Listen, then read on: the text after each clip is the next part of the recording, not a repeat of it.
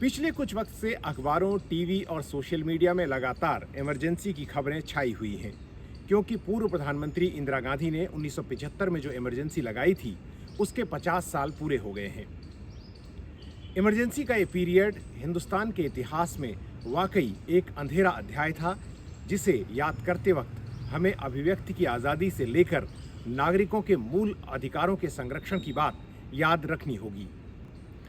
इस इमरजेंसी को लगाए जाने के बारे में जो सामग्री प्रकाशित हो रही है, उसके बाद आज के दौर में प्रधानमंत्री नरेंद्र मोदी के द्वारा अघोषित प्रतिबंध जो लगाए गए हैं मीडिया पर, या मीडिया का जो स्वरूप है या जो संस्थान हैं, उनमें जो गिरावट आ रही है या उन पर सरकार द्वारा जो कब्जा किया जा रहा है, उसे लेकर जवाबी सवाल जवाब हो रहे हैं और उसे लेकर भी काफ़ी लिखा और कहा जा रहा है।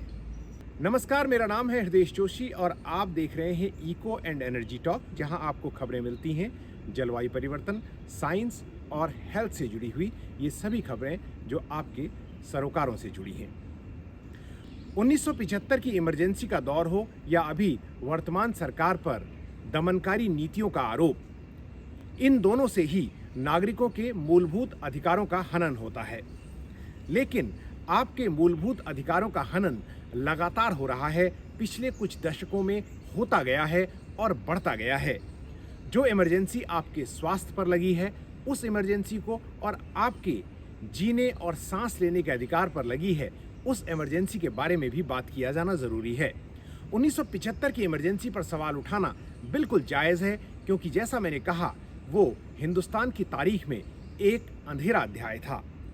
लेकिन हर रोज़ हमारे छोटे छोटे बच्चों के स्वास्थ्य पर जो असर पड़ रहा है, उनके फेफड़ों में जो जहर जा रहा है, आपकी खाने की प्लेट में जो जहर आ रहा है, जो जहरीला पानी आप पी रहे हैं या जिस जहरीली मिट्टी में उगा हुआ अनाज आप खा रहे हैं, उस इमरजेंसी के बारे में बात कौन करेगा?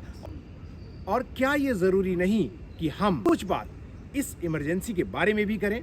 आज मूल नागरिक के पास सस्ते और बेहतर स्वास्थ्य का कोई विकल्प उपलब्ध नहीं है, क्योंकि सरकारी अस्पतालों की हालत खराब है और प्राइवेट अस्पतालों में वो अपना इलाज नहीं करा सकते। इस इमरजेंसी के बारे में कौन बात करेगा?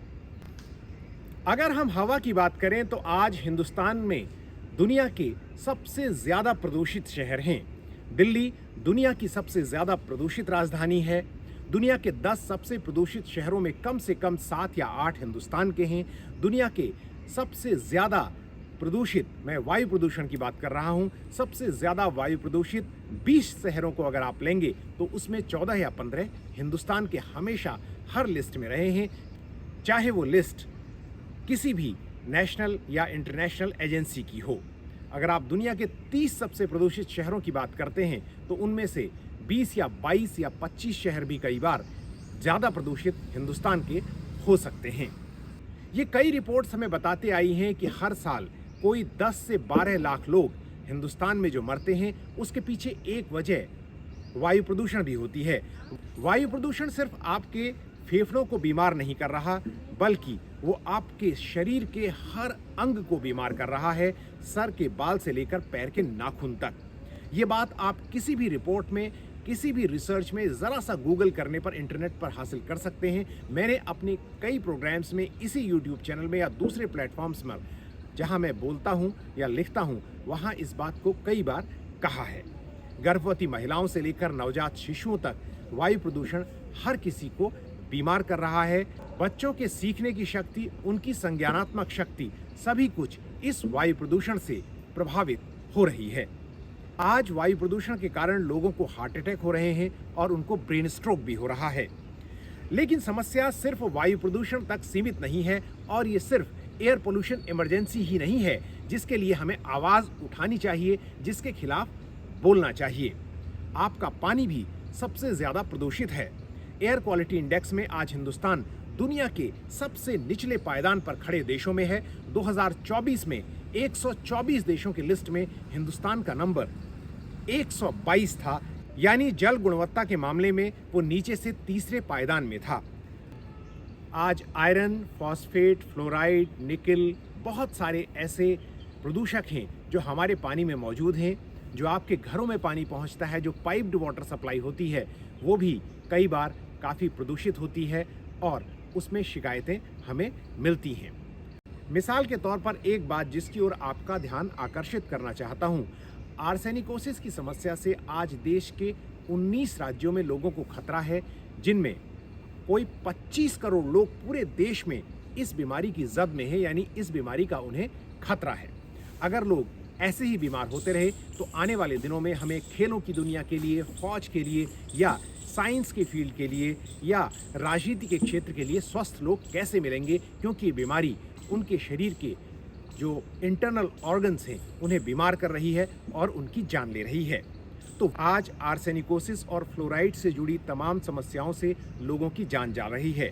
अब अगर आप मिट्टी की बात लें तो हिंदुस्तान की मिट्टी में पेस्टिसाइड्स का बहुत सारा जहर है और विरोधाभास ये है कि हमारे पास कोई ऐसा कानून नहीं है जो हमारे केमिकल पेस्टिसाइड्स को नियंत्रित करता हो।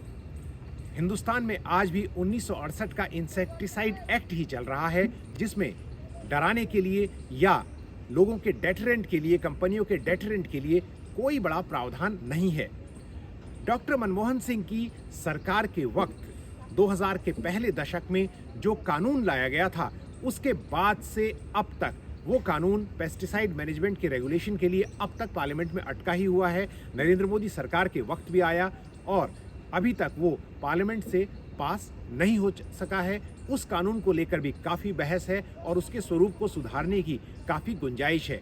लेकिन एक दूसरा कानून जो पूरी तरह से इंसेक्टिसाइड एक्ट के बाद आज कोई भी हमारे पास नहीं है, जो पेस्टिसाइड्स को नियंत्रित करता हो, और आज आपकी खाने की प्लेट में ऐसे ऐसे जहर पहुंच रहे हैं जिसकी आप कल्पना भी नहीं कर सकते।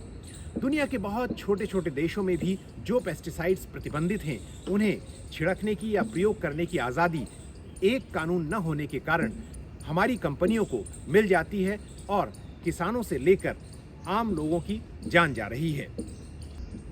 बीमारों को स्वास्थ्य और सुरक्षित इलाज की कोई सुविधा नहीं है। सरकारी अस्पतालों की हालत लचर है और प्राइवेट अस्पतालों में आम आदमी इलाज करा नहीं सकता। इस हेल्थ इमरजेंसी के खिलाफ भी बोलने की ज़रूरत है। आज कई ऐसी बीमारियां हैं जिसके लिए आम आदमी को मूलभूत सुविधाएं भी नहीं मिल पाती। अगर हमारे पास स्वास्थ्य की मूलभूत सुविधाएं नहीं होंगी तो हमेशा हमारे भविष्य पर इमरजेंसी लगी रहेगी। तो आप इंदिरा गांधी की सरकार की बात करें या नरेंद्र मोदी की सरकार की, एक घोषित इमरजेंसी की बात करें या अघोषित पाबंदियों की, जो बोलने की आज़ादी है वो किसी न किसी हद तक आपके पास उस वक्त भी रही और इस वक्त भी है। लेकिन क्या आपके पास साफ हवा की आज़ादी है? क्या आप अपनी हवा साफ चुन सकते हैं? 2024 में 155 दिन ऐसे थे जब हवा की क्वालिटी खराब या हैजार्डस यानी खतरनाक थी। साल में 365 में से 155 दिन ऐसे थे जब हवा की क्वालिटी खराब या हैजार्डस थी। ऐसे में आप अपने फेफड़ों, दिमाग, दिल और शरीर के दूसरे ऑर्गन्स के बारे में सोच ही सकते हैं। आपके पास लिखने की आज़ादी अब भी है। सोशल मीडिया से लेकर अखबारों में लिखा और बोला जा रहा है सरकार की नीतियों के खिलाफ। लेकिन क्या आपके पास साफ पानी चुनने की आज़ादी है, या सिर्फ आप बोतलबंद पानी पीकर ही अपने आप को दिलासा देते रहेंगे और आपके शरीर में इन बोतलबंद पानी के जरिए भी असुरक्षित पानी पहुंच रहा है, क्योंकि कई बार वो पानी भी साफ नहीं होता। आपके शरीर में बहुत सारा प्लास्टिक पहुंच रहा है जो आपके कई ऑर्गन्स को बीमार कर सकता है। तो क्या ये हेल्थ इमरजेंसी ऐसी नहीं है जिस पर हमें आवाज़ उठानी चाहिए? आपके पास चुनाव लड़ने की आज़ादी है, अपने पास अपना भविष्य चुनने की आज़ादी है, लेकिन क्या आपके पास अपना साफ और सुरक्षित भोजन चुनने की आज़ादी है? बिल्कुल नहीं, क्योंकि जहरीला खाना आपकी प्लेट तक पहुंच रहा है और कोई प्रभावी कानून नहीं है जो उसे रोक सके। इस वीडियो में इतना ही। अगर आपको ये वीडियो किसी काम का लगा तो आप इसे लाइक और शेयर ज़रूर करें। इस चैनल को सब्सक्राइब करें, ज्वाइन करें। अगर आप मेरी मदद करना चाहते हैं तो कमेंट सेक्शन में सुपर थैंक्स के विकल्प से आप मेरी मदद कर सकते हैं। जल्द ही एक नई वीडियो के साथ आपसे फिर मुलाकात होगी। नमस्कार।